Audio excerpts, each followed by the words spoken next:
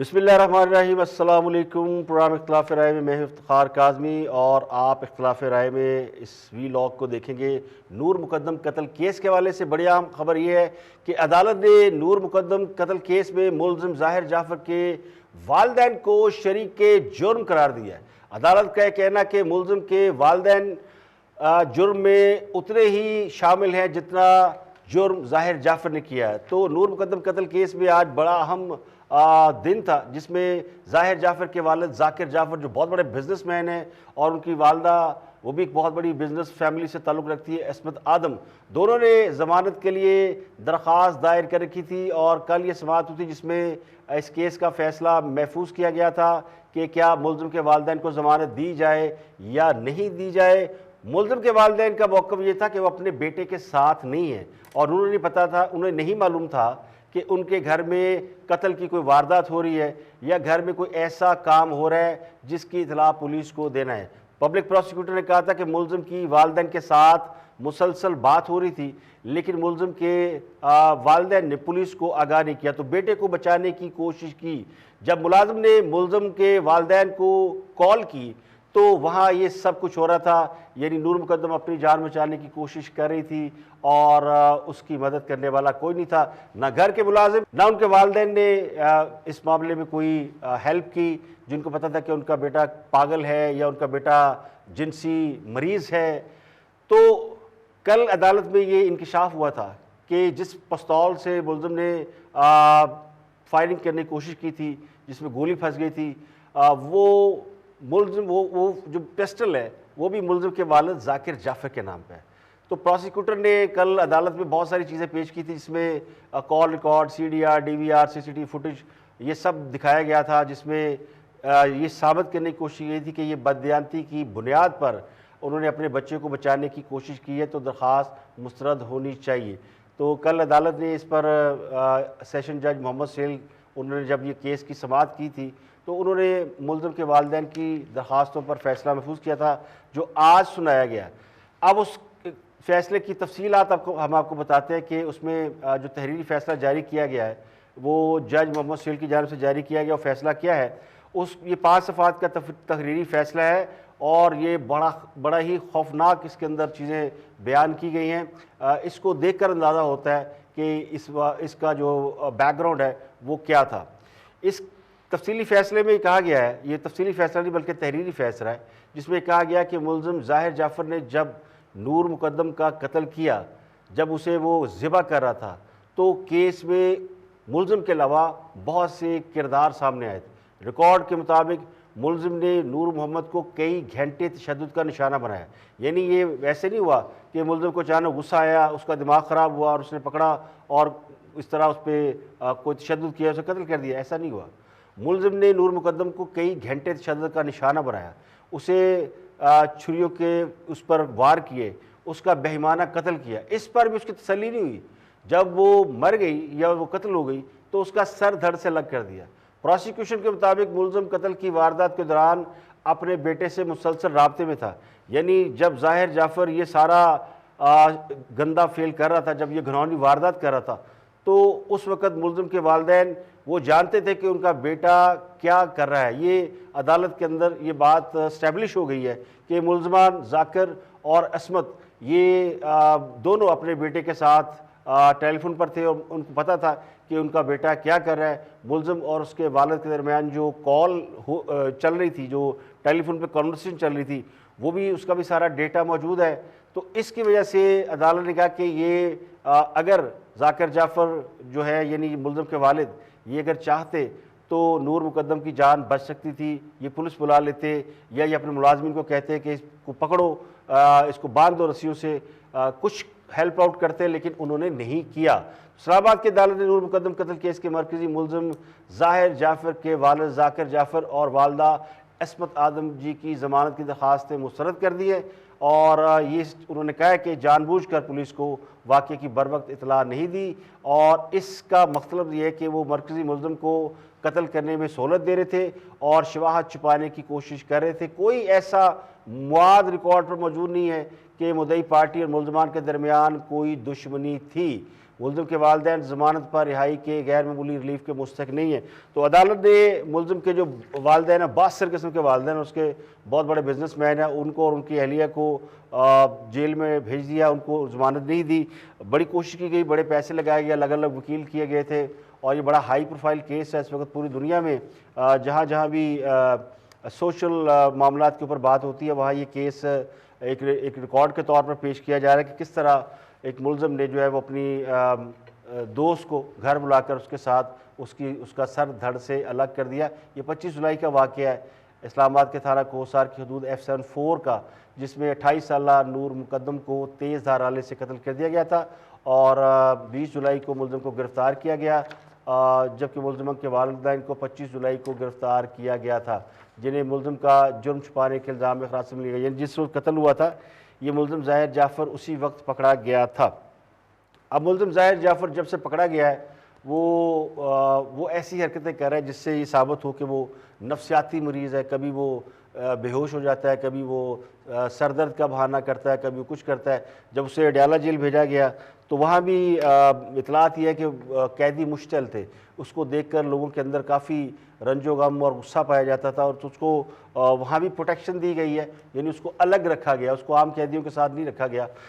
خدشہ یہ تھا، جیل حکام کو اطلاع تھی کہ ہو سکتا ہے کہ ملزم کو پہ تشدد کیا جائے، اسے جان سے مار دیا جائے، تو اس کو بھی وہاں سنبھالنا بھی مشکل ہوا ہے، تو وہاں بھی وہ تنگ کر رہا ہے۔ وہ کبھی وہاں پہ جیل میں چارپائی مانگتا ہے، کبھی کچھ کرتا ہے، تو پولیس یہ کہتی ہے کہ ہم اس کے ساتھ قیدیوں جیسا سلوک کریں، اسے جیل کے جو قواعد و ضوابط ہے اس کے مطابق ہی ٹریٹ کیا جا رہا ہے۔ لیکن بعض ذرائع کہتے ہیں کہ پولیس بھی تھوڑا سا اس معاملے میں اس کے ساتھ رعایت برت رہی ہے، اس کو چونکہ بعض سارا آدمی امیر آدمی ہے تو کئی پیسہ ویسا کا لین دین استعمال کرنے کی کوشش کی جا رہی ہے۔ لیکن ایک بڑی اہم بات یہ ہوئی کہ اگر آج طاہر جعفر کے والدین کی ضمانت ہو جاتی تو پھر اس کے لیے بہت زیادہ آسانی پیدا ہو جاتی۔ ظاہر جعفر، ہو سکتا ہے میں نام غلط لے رہا ہوں، ظاہر جعفر اصل نام ہے ملزم کا، اس کو اگر اس کے والدین کی ضمانت ہو جاتی تو وہ پوری کوشش کرتے کہ وہ کسی طرح مدعی پارٹی کے ساتھ جو ہے وہ کوئی صلح صفائی یا کوئی ان کے ساتھ، کیونکہ اطلاعات یہ ہے کہ کسی تھرڈ پارٹی کے ذریعے یہ آفر کی جا رہی ہے نور مقدم کے والدین کو کہ وہ دیت لے لیں یا کچھ لے دے کے معاملہ ختم کریں، یا دوسرا پہلو یہ کہ وہ پیسہ خرچ کر کے ملزم کو نفسیاتی مریض ثابت کرنے کی کوشش کر رہے ہیں کہ ملزم نفسیاتی مریض ہے، اور وہ اپنا ریکارڈ بھی ایسے ہی بلڈ کر رہا ہے، یعنی جیل کے اندر بھی بیہیویئر ایسا ہی ہے کہ وہ جیسے کوئی نفسیاتی مریض اس کو دورے پڑتے ہیں۔ آج صبح بھی اس کو وہاں سے جیل سے ہاسپٹل لے جایا گیا، اس نے کہا میری طبیعت خراب ہے اور مجھے دورہ پڑ رہا ہے، پتہ نہیں کیا ہو رہا ہے۔ ہائی پروفائل کیس ہے، تو میں نے کہا چونکہ میرا ایک پولیٹیکل پروگرام ہوتا ہے، میں بہت کم سوشل ایشوز اور کرائم کی خبریں ڈسکس کرتا ہوں، تو یہ خبر میں نے الگ سے آپ کے ساتھ ڈسکس کی ہے۔ یہ دو بڑے واقعات ایسے ہوئے ہیں جن کے اوپر میں سوچ رہا تھا کہ آپ کے ساتھ اس پہ بات کروں کہ یہ پوری سوسائٹی کو ہلا دینے کے لیے یہ کافی ہے، خاص کر نور مقدم کا کیس جس طرح ہائی لائٹ ہوا ہے اور جس طرح لوگوں نے اس کے اوپر ریئیکٹ کیا ہے، اور جس طرح ہماری سوسائٹی کے اندر سے وہ ایک چیز نکل کے سامنے ہے جس میں والدین اپنے بچوں کو کس طرح کھلی چھوٹ دیتے ہیں اور پھر ان کے اوپر نظر نہیں رکھتے، تو پھر اس کا انجام کیا ہوتا ہے، اور پھر ہائی سوسائٹی کے اندر جو یہ لیو ان ریلیشن شپ کا ایشوز آئے ہوئے ہیں کہ جس میں لڑکی اور لڑکا جو ہے وہ بغیر شادی کے رہنے کی کوشش کرتے ہیں، یا ان کے تعلقات ایسے ہوتے ہیں جس کے اوپر لوگ بعد میں سوال اٹھاتے ہیں۔ تو یہ ملزم کا تو بیان یہ تھا کہ جی وہ مجھے چیٹ کر رہی تھی، میں شادی کرنا چاہتا تھا، وہ جو بھی کہے، لیکن جو بظاہر چیزیں سامنے ہیں اس کے مطابق تو نور مقدم اور ظاہر جعفر دوست تھے اور ایک طویل عرصہ دوست رہے، پھر ان کی ناراضگی ہوئی، پھر جب ان کی صلح ہوئی تو اس کے بعد یہ اس طرح کا واقعہ پیش آیا، اور ملزم کی کوشش یہ تھی کہ وہ اس واردات کو انجام دینے کے بعد امریکہ چلا جائے، کسی وجہ سے وہ نہیں یہ کام کر سکا اور امریکہ جانے کی اس کی کوشش کامیاب نہیں ہوئی، لیکن وہ یہ کام سر انجام دینے کے بعد جو ہے وہ اب حوالات میں ہے۔ تو ملزم کے والدین کی ضمانت جو ہے وہ ریجیکٹ ہو گئی ہے، یہ اہم ڈیولپمنٹ تھی۔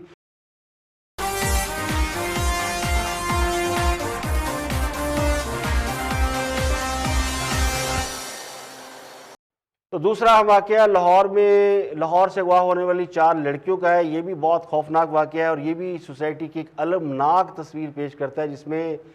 سگے باپ سے تنگ آ کر 4 لڑکیاں گھر سے بھاگ جاتی ہیں، اور پھر چاروں لڑکیوں کے ساتھ جو سلوک ہوتا ہے وہ بڑا دل دہلا دینے والے۔ ہنجروال کی رہنے والی 4 جو لڑکیاں تھیں ان کو پولیس نے سائی وال سے برآمد کیا ہے۔ اور برآمدگی کی وجہ بھی آپ کو بتاتے ہیں کہ وہ کیسے برآمد ہوئی، پولیس کا اس میں کیا رول ہے، اور یہ لڑکیاں اغوا کیسے ہوئی، ان کے ساتھ سلوک کیا ہوا۔ تفتیش کے دوران ملزمان نے یہ انکشاف کیا کہ وہ ان میں سے 4 لڑکیوں میں سے ایک لڑکی کنزا کا ایک شخص شہزاد کے ساتھ 1 لاکھ روپے میں سودا ہوا تھا، یعنی قاسم نے شہزاد کو وہ لڑکی 1 لاکھ روپے میں بیچی، اور شہزاد نے وہ لڑکی سائی وال میں کنزا کو 1.5 لاکھ میں بیچنے کا سودا کیا، اور شہزاد کنزا کو سائی وال میں اپنے گھر لے گیا، جہاں اس نے اس لڑکی کو ایک اور خاتون گڑیا سے ملوا دیا۔ تو یہ ہے یعنی ایک لڑکی تقریباً 3 سے 4 جگہ پر جو ہے وہ فروخت کی۔ اب پولیس تو یہ کہتی ہے کہ پولیس نے ملزم شہزاد کے گھر پر چھاپا مارا، جہاں سے 5 لڑکیاں برآمد ہوئیں، جن کا مقدمہ سائی وال کے تھانہ غلہ منڈی میں درج ہے۔ پولیس کے مطابق شہزاد اس مقدمے میں رہا ہو کر آیا تو اس نے ایک شخص نعیم سونو سے رابطہ کیا۔ اب چاروں لڑکیوں کے اغوا کا کیس ہائی لائٹ ہونے پر ملزمان خوفزدہ ہو گئے تھے۔ انہوں نے 15 پر کال کر کے چاروں لڑکیوں سے متعلق بتایا، یعنی یہ کیس ایسا ہے کہ پہلے ملزم نے کوئی 5 لڑکیاں اغوا کی تھی، ان کا اس میں کیس درج ہوا، اور پھر یہ 4 لڑکیاں جو ہیں یہ الگ کیس ہے۔ تو پولیس کا یہ بھی بیان ہے، اب اس پہ کنفیوژن ہے کہ یہ وہی 4 لڑکیاں ہیں جو پہلے پولیس نے برآمد کی یا اس کے بعد برآمد، کیونکہ ملزم کے بیان میں ایک کنٹراڈکشن یہ ہے، وہ یہ کہتے ہیں کہ کنزا کے پاس ایک موبائل تھا، وہ موبائل اس نے آن کر لیا تھا، اور ملزمان نے لڑکیوں کے ساتھ سائی وال میں ایک سڑک پر کھڑے ہو کر 15 پر کال کی، جس کے بعد پولیس موقع پر پہنچی اور لڑکیوں کو اپنی تحویل میں لے لیا۔ تو ملزمان ڈر گئے تھے کہ چونکہ یہ کیس میڈیا میں آ گیا ہے، یہ کوئی 4-5 روز قبل ہنجروال سے اغوا ہوئی تھی تو بہت زیادہ میڈیا پہ ہائی لائٹ ہوا، تو پھر ملزمان نے سوچا کہ ان سے جان چھڑا لی جائے، تو سائی وال کی سڑک پہ انہیں کھڑا کیا، 15 پہ کال ملوائی لڑکی کے فون سے، اور خود جو ہے وہ غائب ہو گئے۔ پولیس کہتی ہے کہ چاروں بچیاں سہانے مستقبل کے لیے گھر چھوڑ کر چلی گئی تھیں۔ ان میں سوتیلی بہنیں جو ہے وہ کنزا اور انم، یہ اپنے باپ عرفان کے پاس رہتی تھی۔ عرفان کی 2 بیویاں تھیں، جو اپنی دونوں بیویوں کو طلاق دے چکا ہے، اور یہ عرفان نشہ کرتا تھا۔ تو یہ میں آپ کو اندر کی کہانی بتاتا ہوں کہ اس کی ڈیٹیل کیا ہے، یہ چاروں بچیاں گھر سے کیوں بھاگی تھیں۔ تو واقعہ کچھ یہ ہے کہ ایک شخص عرفان جو کہ نشے کا عادی ہے، اس کی 2 بیویاں تھیں، دونوں کو طلاق دے چکا ہے۔ اس کی بیٹی کنزا اور انم، یہ اپنے باپ کے مسلسل نشے کی وجہ سے، نشے کی عادت کی وجہ سے تنگ تھی، تو انہوں نے سوچا کہ ہم گھر سے بھاگ جاتے ہیں۔ پڑوسی اکرم کی بیٹیوں عائشہ اور سمرین کو انہوں نے ساتھ ملایا، اور چاروں نے مل کر سوچا کہ ہم گھر چھوڑ دیتے ہیں۔ وہ بھی بچیاں تنگ ہو گئی، چاروں بچیاں چاہتی تھیں کہ ان کے پاس بہت سا پیسہ آ جائے۔ یہ چاروں بچیاں ہنجروال اورنج ٹرین سٹاپ سے ٹرین پر بیٹھی، یہ جو اورنج ٹرین لائن ہے، اور گلشن راوی اتر گئی۔ تو گلشن راوی میں عائشہ نے موبائل سے فون کر کے اپنے محلے دار عمر کو بلایا۔ عمر گلشن راوی پہنچا، اس نے بچیوں سے بات کی، لیکن وہ ڈر گیا کہ یہ بچیاں تو گھر سے بھاگی ہیں اور یہ ان کے ارادے تو بڑے خطرناک ہیں، تو انہوں نے بچیوں کے والدین کو بتایا کہ وہ گھر سے بھاگ گئی ہیں۔ اب چاروں بچیاں وہاں سے ایک رکشے میں بیٹھی ہو، اور ایک ڈرائیور کو انہوں نے کہا کہ ہمیں فلانی خالہ کے گھر لے جائیں۔ تو اس نے پوچھا کہ جوہر ٹاؤن کا پتہ بتایا، تو اس نے پوچھا آپ وہاں کیوں جا رہی ہیں؟ تو اس نے کہا ہم ان کے گھر کام کرتی ہیں تو اس لیے وہاں جا رہی ہیں۔ تو رکشہ ڈرائیور جو ہے وہ چاروں بچیوں کو 3-4 گھنٹے شہر میں گھمانے کے بعد پھر وہ گھماتا رہا، پھر اس نے قائد اعظم انڈسٹریل اسٹیٹ کے قریب ان بچیوں کو اتار دیا۔ پولیس کہتی ہے کہ ہم نے ارسلان کو اس کے ساتھی کو پکڑ رکھا ہے۔ پھر وہاں سے ایک اور رکشہ ڈرائیور ملتا ہے جو انہیں جوہر ٹاؤن کے بجائے اپنے گھر گرین ٹاؤن لے گیا۔ تو رکشہ ڈرائیور چاروں بچیوں کو وہاں سے لے کر سائی وال چلا گیا۔ اب بچیاں کہتی ہیں ہمیں نشہ پلایا گیا تھا، کچھ چیز ملا کے دی گئی تھی، ہمیں پتہ نہیں کہ کیسے وہ ہمیں لے کے گئے۔ لیکن رکشہ ڈرائیور کی بیوی اور اس کا دوست بھی اپنی بیویوں بچوں کے ساتھ، یعنی بیوی کے ساتھ بچیوں کے ہمراہ گیا۔ یہ کچھ 6 لوگ لاہور سے سائی وال پہنچے۔ تو رکشہ ڈرائیور نے چاروں بچیوں کو جسم فروشی کے اڈے پر بیچنے کا پروگرام بنایا تھا، لیکن پھر جب یہ کیس ہائی لائٹ ہو گیا تو اس کے بعد یہ ملزم قاسم اور ملزم شہزاد، ملزم آصف، یہ 3 تو مرکزی ملزم ہیں، اور چوتھا ارشد ہے جو ڈرائیور تھا، 2 رکشہ ڈرائیور ہیں۔ اور اس میں جو مرکزی ملزم ہے وہ ظاہر ہے جو رکشے میں لاہور بٹھا کے شہزاد اپنے گھر پہ لے کے گیا، اور وہاں پہ اس نے وہاں سے وہ سائی وال لے کے گیا۔ اور ان کی 2 بیویاں ہیں، جن میں ایک کا نام شازیہ ہے اور ایک اور ہے جو کہ آصف کی بیوی ہے۔ آصف کی بیوی کے بارے میں بتایا جاتا ہے کہ آصف کی بیوی جو ہے یہ بچیوں کو یا لڑکیوں کو دبئی بھیجتی تھی۔ تو یہ 2 بڑے ہائی پروفائل کیس ہیں، دونوں میں بڑے دلچسپ انکشافات ہو رہے ہیں، بڑے خوفناک انکشاف ہیں، اور یہ ہماری سوسائٹی کو ریفلیکٹ کرتے ہیں۔ ایک بہت ہائی سوسائٹی کی لڑکی نور مقدم، اور ایک بہت ہی لو پروفائل سوسائٹی کی یہ 4 بچیاں جن کو شاید 2 وقت کا کھانا بھی نصیب نہیں ہوتا۔ تو دونوں کی اگر آپ مینٹلٹی کو دیکھیں تو آپ کو اپنے معاشرے کی اصل تصویر نظر آ جاتی ہے کہ ایکچولی ہمارے ہاں کیا ہو رہا ہے. بہت زیادہ پیسہ بھی انسان کو جرم کی راہ پہ ڈال دیتا ہے, اور بہت زیادہ غربت اور بہت زیادہ تنگ دستی وہ بھی انسان کو جو ہے وہ گھر سے بھاگنے پہ مجبور کرتی ہے, اور یہ بھی ایک طرح کا جرم ہے. اگر یہ بچیاں خدا نہ خواستہ یہ کیس اتنا ہائی لائٹ نہ ہوتا اور یہ بچیاں ان بردہ فروشوں کے ہاتھوں میں چڑھ جاتی جو کہ کا بہانے چلاتے ہیں, جو کہ بچیوں کو جسم فروشی ان سے کراتے ہیں, ان کے ساتھ کچھ اور وہ کراتے ہیں, تو یہ ہمارے معاشرے کی وہ المناک اور بھیانک تصویر ہے. اور اچھی بات یہ ہے کہ اس کے اوپر بہت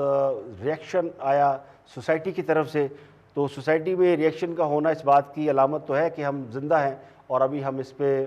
ہمارے احساس مرے نہیں ہیں کہ ہمارے دائیں بائیں ارد گرد کچھ ایسی بات ہو رہی ہے جو کہ ہمارے کلچر کے خلاف ہے, ہمارے مذہب کے خلاف ہے, ہمارے دین کے کو سوٹ نہیں کرتی, تو اس پہ ہم ریئیکٹ ضرور کرتے ہیں. لیکن یہ جو غربت ہے ملک کے اندر بڑھتی ہوئی, یہ اپنی جگہ ایک بہت بڑی بیماری ہے, اور حد سے زیادہ امیری اور حد سے زیادہ پیسہ, جن کے بارے میں لوگ کہتے ہیں جی کہ پاکستان سستا ترین ملک بن گیا, تو 22 لاکھ لوگ شمالی علاقہ جات کی سیر کر رہے, تو ان 22 لاکھ لوگوں میں ایک ظاہر جعفر ہو سکتا ہے, اور ان 22 کروڑ لوگوں میں جن کا پیسہ نہیں, ان میں یہ کنزا اور انم اور سمرین یہ بچیاں ہو سکتی ہیں جو کہ اپنے گھر سے اس لیے نکلیں کہ ان کے پاس پیسہ نہیں تھا, ان کے گھریلو حالات اچھے نہیں تھے, باپ نشہ کرتا تھا, تو انہوں نے سوچا کہ وہ بھی اپنی زندگی کو بنا سکتی ہیں. تو یہ آج کل کے دور میں جو سوشل میڈیا ہے وہ بھی اس میں بڑا اہم کردار ادا کر رہا ہے. تو یہ 2 اپڈیٹ تھی. تو اپنے ویلاگ میں نے آپ کو انشاءاللہ سوشل ایشوز کے اوپر جو ہے کوشش کروں گا کہ اپڈیٹ بھی دوں, اور آپ کے ساتھ جو اس کے جو ڈارک پہلو ہیں ان کے اوپر بھی بات کروں. آپ اپنے فیڈ بیک سے ضرور مجھے آگاہ کیجیے گا.